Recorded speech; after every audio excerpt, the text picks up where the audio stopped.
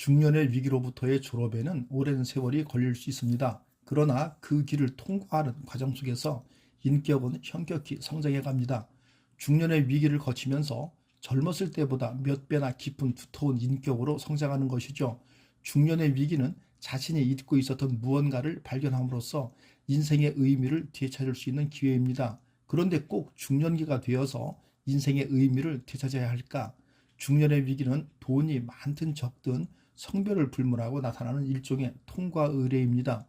앞만 보고 전진한 삶은 뒤를 돌아볼 테고, 뒤만 보고 과거에 살았던 삶은 약진을 시도할 테고, 눈꽃만큼의 한탄도 없는 젊은 날을 살았다 손 치더라도 중년기의 위기의식은 거스를 수 없는 흐름이 아닐 수 없습니다. 중년이라고 깨닫는 순간에 간직해야 하는 의미는 남기고 불필요한 의미는 폐기함으로써 한시름 짐을 내려놓고 마침내 가벼워지는 때가 중년일 것이라고 생각합니다. 삶의 가장 큰 상실은 죽음이 아니라 살아있는 동안 우리 안에서 어떤 것이 죽어버리는 것이다 라고 했습니다. 대체로 옳은 말입니다. 굳이 어떤 것을 에둘러서 설명하지 않아도 이미 누구나 알고 있을 것입니다. 시간은 수치로서가 아니라 그 밀도로서 가치가 증명된다고 합니다. 따라서 어떤 것이 죽어버리지 않기 위해서는 무엇이든 새롭게 도전하고 시간의 밀도를 최대한 끌어올려야만 할 것입니다. 50대는 중년의 위기 요주의 세대입니다. 초혼의 연령이 늦어지고 정년 연장, 수명의 늘어남 등이 영향을 주어 최근에는 50대가 되고부터 중년의 위기를 자각하는 사람이 증가하고 있는 것 같습니다. 중년의 위기는 누구에게나 찾아온다고 머리로 알고는 있어도 막상 중년의 위기가 닥치면 능숙하게 회피하지 못합니다. 한치 앞에 어떤 함정이 있을지 상상하지 못하고 날마다 눈앞에 할 일에 쫓기며 살고 있습니다. 중년의 위기는 생각지도 못한 일의 감소, 인생의 전환기, 발병, 불황, 가족의 트러블, 부모의 간병이나 죽음, 회사의 경영부진 등 피할 수 없는 사건을 계기로 생기는 경우가 허다합니다. 그때 위기와 어떻게 마주하고 어떤 답을 도출해 나갈 것인가? 답을 찾는 방법은 사람마다 전공법이 없습니다.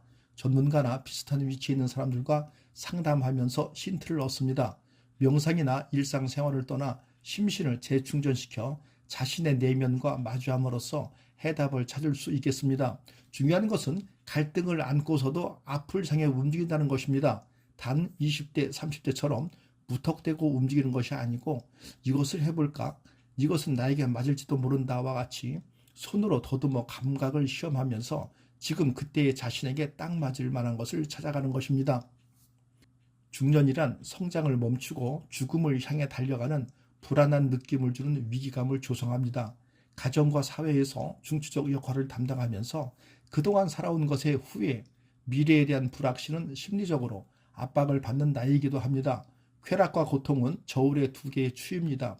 사람은 힘들 때 쾌락을 추구하려고 합니다. 하지만 손쉽게 얻는 쾌락은 점점 내성이 생겨 빈도가 늘어나고 같은 강도로는 쾌락이 줄어드니 점점 더 강도를 늘리며 중독의 길로 빠지기 쉽습니다.